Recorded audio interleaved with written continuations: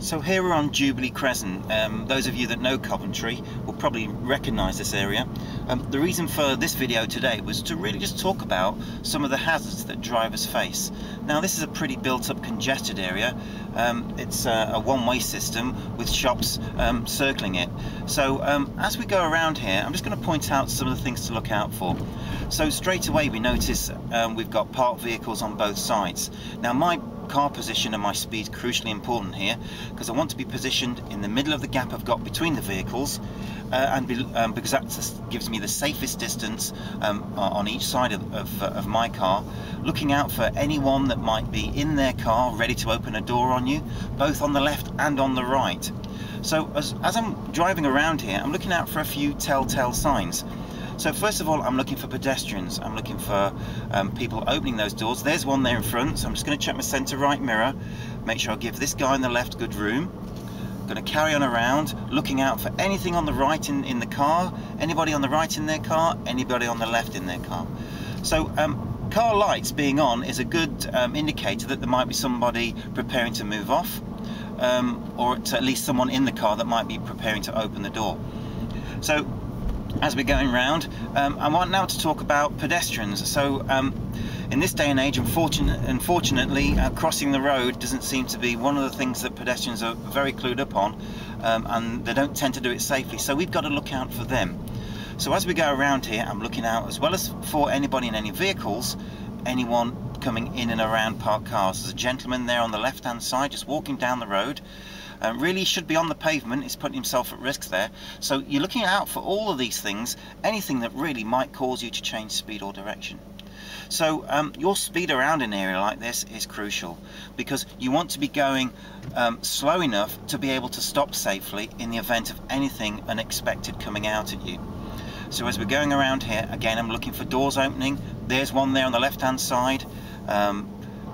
So straight away I looked out for that, and it was there. I responded to it. Again, as we go around, there's a car stopping in front because someone's looking to park. So if I was going quite fast around here, I'd have a bigger problem. So it's about keeping your speed down and trying to anticipate these things might happen. That's the safest way to get the car around in this particular situation. So ahead on the left hand side, I've got a black car, an Audi with his lights on. I'm just making sure he's now got his signal on. So I'm going to exercise a bit of driver courtesy. I'm going to hold back and I'm going to let this driver pull out. He'll thank me for that. So now I'm going to carry on. Round we go once more. So as well as vehicles, pedestrians, this is also an area where we've got lots of shops. So people could be busy thinking about the shopping, walking straight out the shop, straight in front of the road. You've also got side roads joining the one-way system, so looking out for any vehicles that might miss you. So keep an eye and looking left for them. So it's looking and spotting for all of those hazards. So as we continue around here one last time, I just want to point out another thing here on the left hand side. We've got a bus stop, and actually there's nowhere for cars to go around the bus stop. So if a bus did park here, you would just have to wait patiently behind. So as we're travelling behind these vehicles, be looking out for those brake lights coming on all the time. They're early warnings to you, and early warning signals that traffic is slowing. But I'm not just looking for the brake lights for the red van, for example, in front of me. I'm actually looking for the brake lights on the vehicles in front of that red van, because that will give me even earlier warning that he is about to slow down. So it's about looking as far up the road as you can, looking out for all those opportunities for pedestrians to walk out, looking out for all those opportunities for car doors to open, and people just to blindly walk across the road.